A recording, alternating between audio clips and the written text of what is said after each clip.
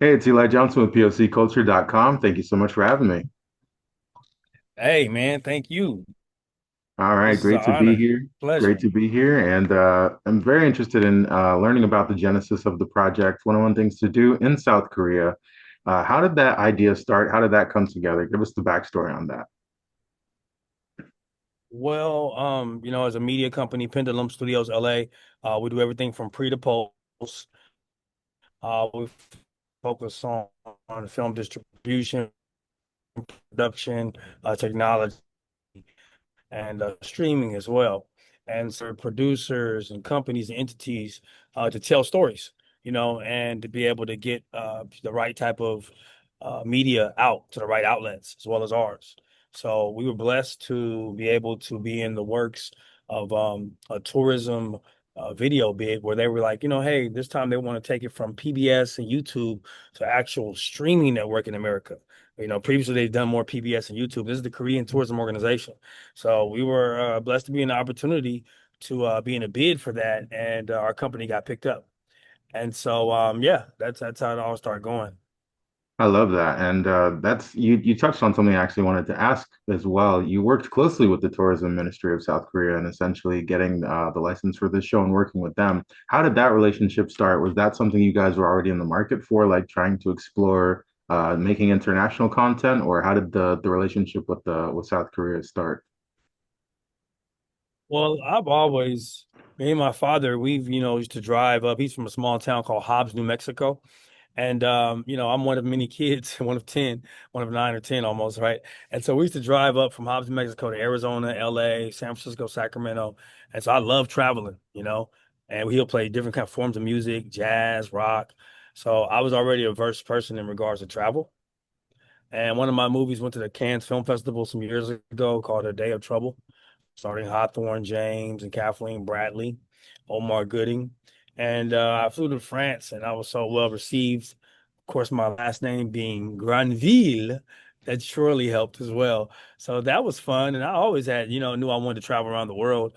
And I've had that even prophesized to me from different spiritual individuals that have came up to me and said that. So I was always looking for a way, to do more than just business and domestically, but do business internationally.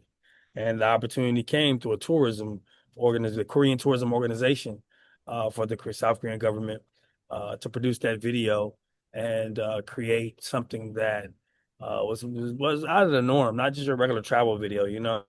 Yeah. That was hip, diverse, and really highlighted their culture, but definitely to some of the American and some of the many different races that we have here in America so they can understand how amazing that country is. 100%. And for me, I was actually in South Korea for the first time at the top of this year back in January. So I can kind of relate to, Wow. yeah, I was doing an art exhibition out there. One of my pieces got selected out in what was it called? Pyeongtaek was the area that I ended up staying at for a while. I was there for probably like 2 or 3 days at a time. It was a bit of a short visit, but like just seeing the country and everything out there was it really puts perspective on life. And I really enjoy traveling because of that. And it sounds like you're very well traveled yourself. And so I think a lot of people, especially Americans, don't always get the chance to kind of travel and see the world from different perspectives. And I think that kind of sometimes informs maybe some of the outlook that Americans do have on countries outside. So I was wondering what makes this the Yes. perfect series for American viewers in particular to actually watch in this specific time in our country's history? Why do you think this show is kind of relevant to that? Well, the show is 101 Reasons to Visit. South Korea just happens to be the first episode and or series. Yeah. The next episode we'll do is 101 Reasons to Visit Koreatown, LA. Now, the Hmm. reason it's so amazing is that most people, when they think about going to Asia, Southeast Asia, or going to Asia, they're probably going to go to Japan and China first, or maybe Thailand. Like me, I love Thai food. That's my favorite food. I love Korean barbecue too. Now I've Yeah. taken even a greater liking to it now that I've actually had the Korean food and the culture out there. But this is an opportunity for those I mean, let's be honest. There's a lot of people that don't have passports. let alone driver's license. Right? So Facts. they're not going no time soon. That's true. Or maybe this can motivate them to go, you know? Yeah. And then you also, what about the person that's paraplegic? Or the person that's just too tall and just cannot stand to do an 11, 12-hour flight. There's Yeah. people out there. Well, that's why we take, we do this for you. Or maybe the traveler that's just always been going to China, Japan, Thailand, Shanghai, has never taken the time to go out to South Korea. Now you get the chance to get a visual, and not just a visual, but a blueprint of what exactly to do. 101 reasons. So when we do the screening in September 20th, and we'll do the pre-screening before the award show, people will get to see at the end of the credits. We actually number each thing that we did. We number it 1, 2, 3, 4, all the way to 100. So you can always pause it and look. It's okay. They did this. They did that. Okay, let's go that. Let's do this when we're there. Yeah. So it's also like a travel guide as well, like a virtual, visual travel guide for you to know what to do out in South Korea in real time. Because there's only about a year or so, year and a half ago, so when we went out there. So all those things that we covered are very relevant and are growing, such as K-pop, K-culture, K-spirituality, K-fashion, you know, uh, K-beauty, which covers all the makeup and stuff, right? Yeah. One of the K-movies, fastest growing industries for sure. for sure. K-movies, we cover Busan, where they have their own Hollywood Walk of Fame, and they have all these amazing entertainers, even Oliver Stone, and even some American directors and producers. Names are embedded on the Walk of Fame there at Busan, where they do the Busan International Film Festival every year. It's one of the biggest film festivals, and Busan also has one of the biggest, like the fifth biggest port that delivers seafood and things of that nature out there as well. So it was very informative. It was fun. I'm a seafood lover, so I was in seafood heaven at work that week. I love that. I love that. Hopefully they had some Yeah, like good seafood boils down there. man, the double tree, the Jusan double tree, the everyday complimentary spread downstairs. Yeah, yeah, You had fresh salmon, you had soups, you had fruits. I'm getting hungry talking about it now. I might have to fly back to South Korea. I love that. And you're no stranger to, travel and things like that. You've experienced a lot of different culture at this point. But what was your biggest learning experience creating the show? And like what part of Korean culture inspired you that maybe you weren't familiar with before the trip? Oh, everything I just named. Yeah. You know, if I was into beauty products or in the hair, or makeup, right? Now that I've been there, I know that's where I would go to wholesale my products and white label my deals and bring them back to America. Mm, I got a chance to see that firsthand. If I wanted to maybe maybe consult a seafood deal for a major company that wants to import, export, some really good quality seafood. That market down there in Busan, I don't want to misspell the names, say the names I want to say, but it starts with a J. But yeah. that market down there, they have a market you can walk, and you'll see in the video. You walk down this market, octopus, shrimp, lobster, all in a tank. You can pick out what you. Oh man, amazing! Yeah. A whole, like we have a flea market in America. Yeah, yeah. Yeah, they have a seafood flea market where you walk through. There's all these vendors with fresh seafood and even some things I've never seen before. Yeah. Yeah, yeah, Oh yeah. man, it's No, great. that's awesome. So So I yeah, so also like, just yeah. go ahead. But yeah, Oh just no, go ahead. Go ahead. I mean, that's one aspect.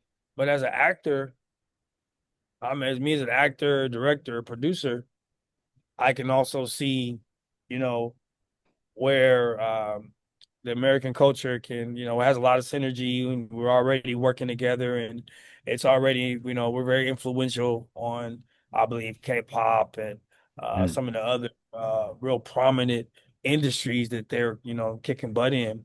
And so as a producer, I could see that, oh wow, this is a great place to come shoot Yeah. projects, partner with other production companies, and house and welcome other production companies when they come here in the States. I learned that obviously on that trip as well. Mm. Fashion. We had two African American females. I think one was from London and I forgot where the other lady was from, but they live in Korea and they're models. So, there's room for more diversity there in the modeling industry Yeah. for different all different colors and shades. I learned that as well. We did hire those two models to be Amanda Bisak, the host, to accompany her throughout the different scenes that we did. So the temples were amazing. Mm. Great place to just go pray. It doesn't matter what religion you are. Yeah. The temples welcome everyone. So it's just very like serene, just to walk through these bridges and see these mountains and this ocean and this beautiful temple and people from all walks of life walking up these stairs to get to this place where they can all go in and go pray and take pictures and buy stuff. Yeah. And yeah, it's pretty neat, man. It's really good. Then you have the nightlife. Nightlife is, yeah. They know how to party too. They know how to turn up in South Korea as well. You know, there's some really nice clubs and venues that was very fun and good food and beverages.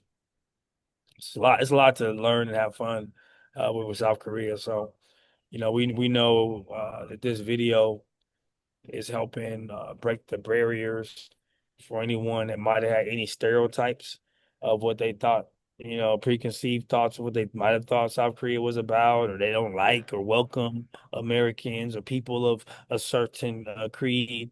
But that's Yeah. not the case. I think that uh, you know, might have been for real before, but I believe that was some of the older way of thinking and some of the things that happened here in America years ago with riots and things like that. So Mm. a lot of those thoughts, got caught up in certain people's feelings and having preconceived, notions about individuals and each other. And I've learned that South Korea welcomes African Americans, all Americans, Spanish Americans.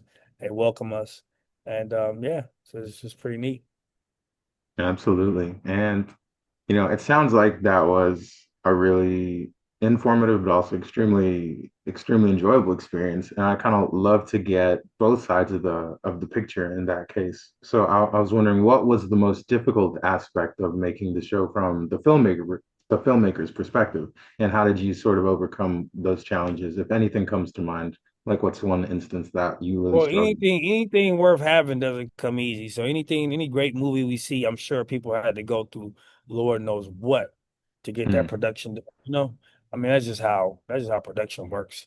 Especially if Yeah. you're doing something, especially if you're doing something good and for God, Yeah.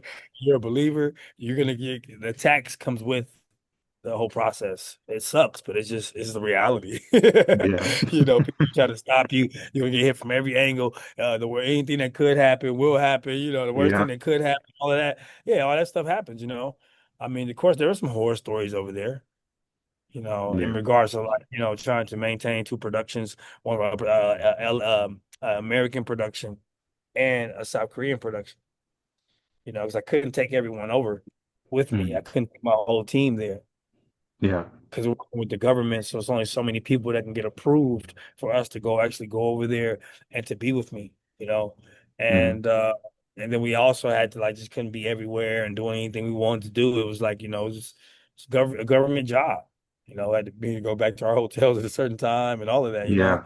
Yeah. Yeah, I mean, but plus we had to wake up early in the morning and get right to it anyway, so we didn't have much time. But yeah, I think trying to juggle two different productions, two different cultures and ways of working. That had been a little bit challenging. And or I feel like you always have people who, you know, feel like, oh, I'm this person. I'm great. I should have more accolades and praise. Give me Yeah. more. And you always have a couple of those individuals in theater, TV, film production. And those are situations that you have to, stop that snowball before it turns into an avalanche. And you have to Mm. deal with, and or you have to just do away with and finish the production. Let me just Yeah. say that to you. So that Okay. that Yeah, had yeah, to yeah. happen as well. But that didn't stop anything, and we still were able to get what we need to get done. Um, so saying that in a way to be politically correct. So those are some things that happened. Um, not getting an opportunity to do a run through and do scouting and locations prior to shooting can be a challenge as well, especially you go to not just a new city or state, but a new country. Then yeah, that's the whole tour. That's like two or three different other elements Yeah. of I would say difficulty, but things that one had to deal with when going over there trying to find your right shots and how to maximize your time and production and daylight, Yeah. for which and doing that kind of blindly because you didn't get a chance to go through everything. And thank God, you know, um, Mr. Kakayo and a couple of my other fixers is what we call them. They had some really good eyes and ears. Miss Jade, she did a job. As a tourist, helping with the bus, getting to the train and some other places. And yeah, it was thank God I had the right eyes and ears to get to the most best places that made sense because there was so much on the list to do. And sometimes you can't do it all, but I always say a really good director, no matter what, finds a way to get a shot. He or she Yeah, gets yeah. their shot. Yeah, 100%. And I know you mentioned that there's a plan to continue the series, which is going to be my next question. You're going to do the Koreatown as opposed to the nation of Korea. Yeah. Can you give us any bit of information about that, or sort of like what that might entail and how that follows Oh, up? it's gonna be the same template of what we created. Anywhere we go, it's the same template of what we all just explained. Hmm. So, when you have certain cultures, they have like for example, if we went to when we go to Nigeria, and I'm sure Ghana, you know, we'll be studying and highlighting Afro beats and Mm. piano. So, you know what I mean? Because that's part of their like how we highlighted K culture and K-pop. Yeah, You know, our host went and did the dance routine with a very professional K-pop dancer. And yeah, and so when we cover that, whatever culture we'll cover, we'll dive into reggaeton, for example, or yeah, when we go there, or um, the different type of the different type of music with the cymbals and the whistles and all that, when we go out to that way. So, yeah, yes, we're gonna do the same thing, and we're gonna cover. I believe it probably will just be covering the same South Korean culture, but it's more of a American Korean mm. culture that's here in our states in Koreatown. Koreatown's so prominent and has so much going on. Yeah, 100%. And I'm excited you mentioned going to Ghana eventually. As you can see, I have I have a little bit of the aesthetic going on. That's where, my mom is from, so I'm I very much see. looking Yeah, forward to you that. rocking it. Yeah, yeah, it's Very much nice, looking forward to man. that one. Yeah. So Nice. I know we touched on the production aspect of it, and I kind of want to dive into that because that's pretty fascinating. You guys kind of were thrown into certain locations without having scouted them beforehand. Um, how is the process of assembling a reliable team to take on an international project like this? Like, what kind of goes into that as far as securing those maybe clearances to visit certain locations and things like that? And like, how many people were you actually allowed to take? Because I know you mentioned that you kind of had to split the production a little bit. Like, how many people were you actually able to take? Is it a videographer? Was it a lighting guy? Like, how many people were actually with you for the Took shoot? I took I took one of my best DPs with me, and and he took his best camera that he shoots a lot of movies with, and it's called a Z Cam, by the way, for you film enthusiasts. And he wouldn't pack it, in his bags or anything. Excuse me. Bless you. He wouldn't pack it or his bags or anything. We had to sit it on our lap, Yeah. have an hour flight because that was his baby. We had to rotate it. You couldn't let. So we were very limited because you try to ship stuff, a lot of things get damaged. Yeah. So we couldn't take all our equipment and our team. You know, and there's only so many bags you can take with you internationally as well. Mm. So it was just me, my DP.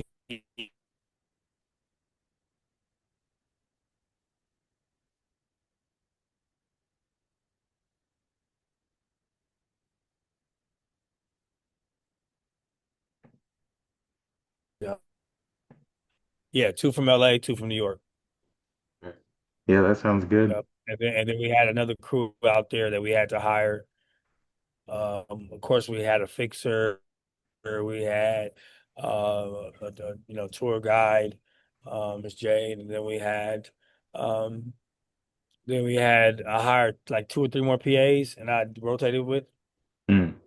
Yeah, Okay. It's a pretty substantial crew. It's like it sounded like you guys had enough very to for skinny. sure get the job You had to done. have a skinny. You had to have a skinny crew and be very, quick and mobile to Yeah, go. You 100%. couldn't really, And so kind of couldn't set touching up on like. Yeah, absolutely. And so kind of touching on music too. I know we mentioned that about K-pop and things like that as well. What role does music play in sort of informing the narrative and the structure of the story, making the scenes better in your perspective? Because I'm sure that, you have a composer that makes dedicated music for it, but I'm sure that you also brought in some maybe soundtracks and things like that. So how is the process of kind of accumulating the music for the series? Yeah, man. I got a guy named DJ Hoppa, who's white American and part Korean, and he did a great job. He did a great job on. I love music. I'm a music artist, so I went and created original, authentic sounds for the different scenes that we had.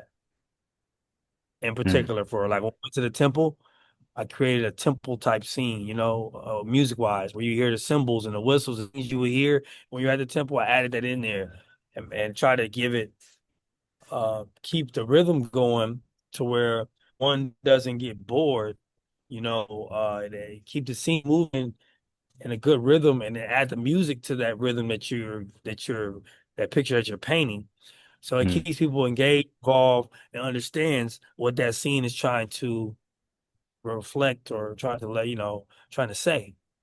yeah. So that's how that music to just to really insinuate our scenes and our visuals that we got, and just how beautiful Korea is, to make sure some beautiful sounds match that beauty. Mm, So we created original music. We use some of my published recording. I'm a BMI artist. So we use some of my songs. Um, Sunshine Gorgeous. We used the instrumental of that. None of my words, but just my instrumental of that one.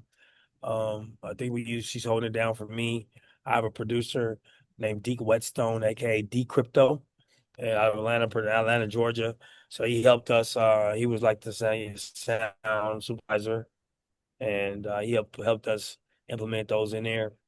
And then also there's a group called DKB, and Constantine is a painter and he's a music artist. He's worked with Chris Brown and a handful of other people, but he had a song with DKB, so we were able to actually put their song into the actual production as well.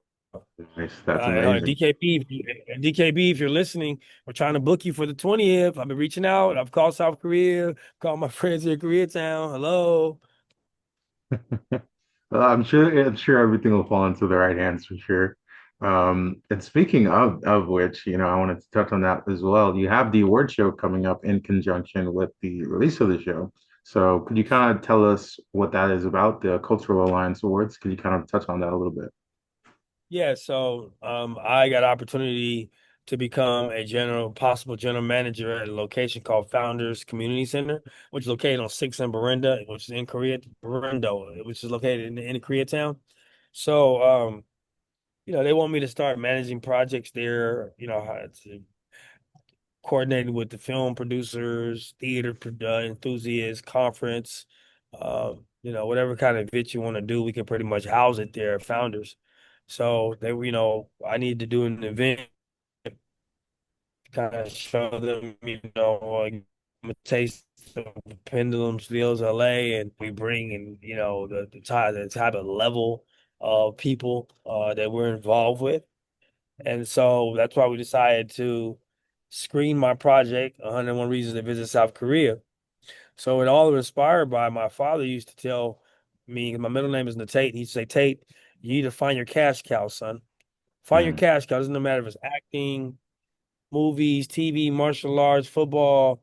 Make one of them work, and then you can do them all. Find your mm, cash cow, son. You know. So my father ended up getting back surgery a couple years, but some years back, and you know, everyone please, be very leery of one going to get lumbar back surgery and actually getting sliced open. It's a very sensitive area, and those things are very delicate, FYI. And mm, also be very careful if you have your elders or yourself in a university hospital, which is a student hospital, which means that students who are trying to become doctors are actually working on their hours and their residency, which means that they can actually be in the room and be involved with the surgeries and things that are going on, no matter how serious and major they are, FYI. So my father didn't make out too good on that back surgery. They mm, told him he had caught a nerve disease, or he had already had a nerve disease from years ago that's been dormant, and it was taking away his ability to walk and talk. So mm, moving forward, a couple years back. Uh, Before I flew to South Korea, I flew to see my father, but he wasn't doing well at all. Big, tall, beautiful, handsome black man, 6'3", muscles, shriveled down, tube in his throat. And I said, Dad, I said, guess what? He's like, And I was like, Dad, I finally found my cash cow, Dad. I found my cash cow. I said, I got a job, I got a directing job. They're taking care of me. They're paying me good. I'm going to South Korea. I'm shooting a project. Found my cash cow, Dad. mm. And then I said, don't you, I said, don't you go nowhere until I get back. And he said, oh, where am I going? We laughed, we both laughed. So I flew Yeah. to South Korea, shot the project, flew to LA. I read a news app every day. So I'm reading this news app, and I read that the president of Netflix, Ted, flies out to South Korea, cuts a deal with the president of South Korea to produce content, like 4 point something billion for the next Mm, 5 years, produce content in South Korea and for American project platforms, for Netflix Korea, and for American Netflix here, and then also two other companies did $100 million capital fundraise to produce content there in South Korea as well, and for these American platforms. So I'm like, okay, cool. PSLA, we're 6 months ahead of the curve. We already got a travel show partner with South Korea. Let's go. I fly back home to LA. I should have got a return trip. You know, you guys remember when it comes down to like death and all that, you never have time. You always think you got mm. more time. You don't. You better go see Yeah. that person, spend much time with them, as much as you can. I should have did a return flight back. I'm not regretting it and kicking myself in the butt, but always trying to be better and do better. And even if I could share that with someone to let them do better in that situation, you Yeah. know, to LA to decompress, do my thing. And before I flew to Portland, my dad passed. Mm, So before I flew back to Portland, my dad passed. I was too hurt to even see the beauty of this story I'm about to tell you, but I was too busy working on projects. I ended up getting this project, 101 Reasons to Visit South Korea, on Apple TV and Tubi, some other platforms worldwide streaming. mm, Perplex is one other app platform. I think Fango and some other stuff. So I got it on those platforms. I've never screened it, never did a red carpet, never did any of that. So we were like, oh, let's screen it. And then I thought about it. Well, now that I'm kind of, now I've healed up a lot more of my father's passing. I mm. realized, wow, I had one brother killed by cops, one brother killed by Crips, one brother mine not right. Uh, family members split up. Just me and my sister, my older sister, Aikisha Granville, Owens Granville was the only one that was there for me and pops towards the end. Out of 9, 10 kids, that's crazy. And Yeah. so I'm sure there was extreme comfort and happiness to know that, wow, you know, somebody listened, especially to the one that, me and my dad, he like my twin. He got the height, I got the hair. We like really just like each other. So So for his number one to, have listened, have, went through a lot of things that, you know, um, Americans go through, especially people of color go through in America, with Yeah. regards to gangs, drugs, discrimination, dealing with that in sports and academics and in corporate world, and just always dealing with this, battle and prejudgment, and and it's real. Don't act like it's not. Mhm. Come on, you guys. That's why it's Yeah. important that we do this to cut that barrier of those stereotypes and those bad teachings before, where we try to get people to be segregated and the creativity, content, or even just culture and being, doing business and being, or even just being civil, just being civil because that person is this religion or because they're that race. So this is a grand opportunity to not only honor my father's life, but to honor the South Korean government, the Korean Tourism Organization, to honor them for allowing me, Marwan Granville, to properly make my father proud and allow him to be able to close his eyes and go to rest, not to fight no more. Wow. So that's I think that's how that the I can. that's how the Cultural Alliance Awards has been inspired. I'm gonna write that up, and because I think I need to let the world know that once people hear that part, and I'm gonna do a video of this with your Mm, brother. No, me and Aaron, the great music star and videographer, we're gonna do a video, and I'm gonna tell that part of that story because that's really the truth. So we was gonna do a screening. I said, you know what, I should honor them, man. They let me say goodbye to my dad properly. And then, of course, me, I'm not gonna never do nothing just half-ass. Excuse my right. language. So, we're gonna go all out. So, they're like, well, Miss Lauren, she said, that's the CEO over there. I said, well, Marwan, we want to change the way people views this place. We want them to see this as elegance, Marwan. And so let's do a black tie gala. And I was like, oh, yeah. So black tie gala fundraiser. There's a Korean organization called KYCC, the Korean Youth Community Center. They do a great job working with the Korean out here in LA. Also, my mother's church, Pastor Barbara Muse, Bold Ministries, is now called Empowerment, but they have a nonprofit organization called Bold Ministries. They do 1 million meals a year in Atlanta, Georgia. Wow. So if you're not in the film, if you're not in the awards, if you're not in the meeting celebrities and having fun, the VIP exclusive dinner, then maybe you can help us raise funds for KYCC and Bold Ministries. And now we have turned this into an annual award show, Cultural Alliance Awards. So anywhere 101 reasons to visit, the next country it goes to next year, September 20th, will be the theme of that award show moving forward. Wow. That's That's what we amazing. created. That's what we created. And That's we'll pick different amazing. nonprofits. We'll pick different nonprofits each year to raise money for it too.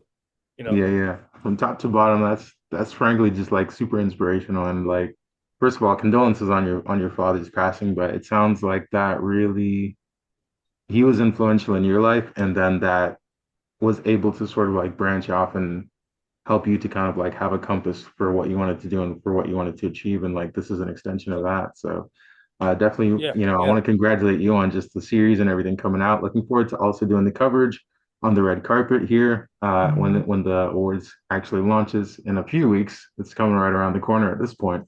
And I'm just super excited about that and just wanted to congratulate you and take the time to kind of get inside your mind and how the entire project came together and the impact of that. So thank you so much for your time, Marwan, and congratulations and wishing you success on everything. Mr. Eli, I appreciate, this. This is very it's an honor and pleasure to be able to, be attached to you guys' platform. I look forward to doing much work with POCC as we are a streaming media company. So there's a lot of synergy there. And yeah, we'll do some good things. We'll see you on the red carpet with TMZ, Getty Images, and a slew of other media outlets. So it's gonna be fun. All right, man. Thank you so much for your time. All Hit right. you up soon. See y'all September 20th, Founders Community Center, Cultural Alliance Awards. See y'all then.